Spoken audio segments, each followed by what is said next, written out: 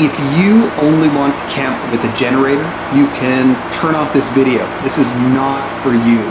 This video is solely for people like me who want to get as far away from humanity at some times as possible. You know, those areas where there are more switchbacks, log bridges, and bears than there are human beings.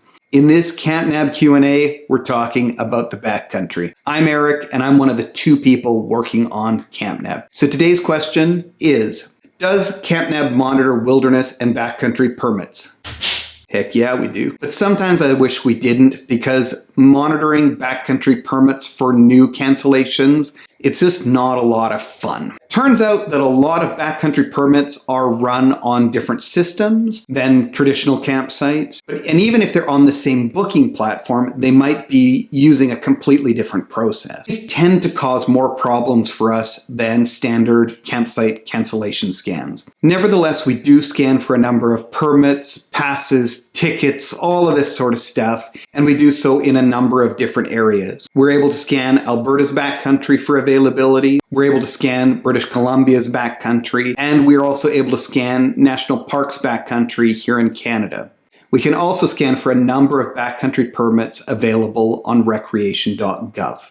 These scans work a lot like scanning for availabilities at a campground. You note the park you want to stay at, and then you go to the campground section. This is kind of weird, but this is where you'll typically find it. In this area, you can look for the permit, or sometimes you'll find it listed under wilderness permits. If there are exact permits or entry points you're looking for, you'll probably find them by selecting the specific scans option and selecting only those permits or entry points. One other weird thing with scanning for wilderness permits is the duration, the minimum duration. That's the last step of creating your scan. In this spot, just say 1 or more, because this is kind of more built for campgrounds, and really all of these are defaulting to 1 day anyways, but that's the one to select.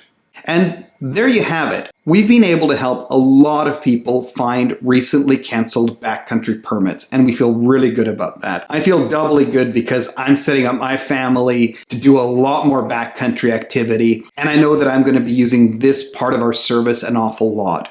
But once again, I'd like to stress that scanning for backcountry permits is finicky. As a result, sometimes you're going to get alerts for sites that are not available. There are just some glitches in how this stuff comes up. I wish this weren't the case and that backcountry permit scanning were 100% foolproof, but it's not, and I just want you to go in with those expectations. If you have other questions about scanning for wilderness or backcountry permits, hit me up in the comments below and I'll do my best to answer them. Alternatively, you can visit our website and start a chat, and we can just go back and forth one-to-one on any questions you have.